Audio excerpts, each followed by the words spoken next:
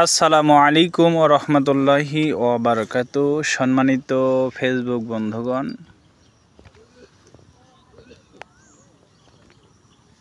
আমি মোহাম্মদ বখতিয়ার উদ্দিন গুরুদাসপুর থেকে বলছি। যেহেতু আমার এই আইডিটা কৃষি আবাদ সংলগ্ন, আমার এটা বাঙ্গির ক্ষেত ছিল। বাঙ্গির ক্ষেতে আমরা পাট বীজ বপন করেছি বিনা চাষে।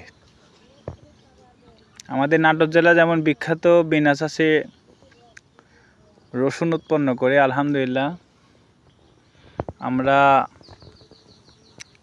বিনা চাষে পাট বপন করেছি। কৃষি অফিস থেকে আমাদেরকে সহায়তা করা হয়েছে পাট বীজ সার দিয়ে।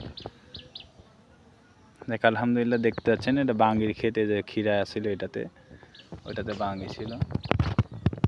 পাটের চারা এই দেখুন বের হয়েছে, বেশি ঘন না বেশি পাতলা না। বিনা চাষে আপনার পাট বপন করলে আপনার বীজের পরিমাণ একটু বেশি লাগে। কেউ 2 কেজি বনে, কেউ 2.5 কেজি বনে। আমি 2.5 কেজি করে বনেছি আলহামদুলিল্লাহ। এটা ঘাস মারা ওষুধ দেওয়ার পরে দেখতে পাচ্ছেন এই যে সীমানা দেখা যাচ্ছে, এইটা হলো আমার প্রজেক্ট। সবাই দোয়া করবেন। আমার আব্বা মারা গেছে অল্প দিনে, আব্বার নামেই আমার যতগুলা কৃষি কাজ হবে সবগুলো এখন আব্বার নামে ইনশাল্লাহ আমি করব। যেহেতু জমি জমা সব আব্বার নামেই ইনশাল্লাহ।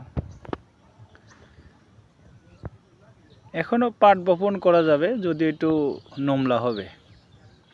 আলহামদুলিল্লাহ এই যে পাশের জমি, এটা আমার 3 দিন আগে বপন করছে।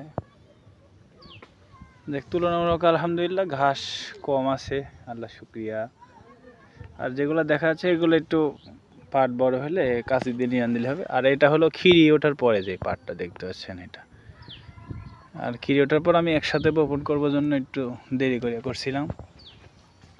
আলহামদুলিল্লাহ দেখতে পাচ্ছেন। দোয়া করবেন আল্লাহ যেন আমার এই ফসলে বরকত দেয়।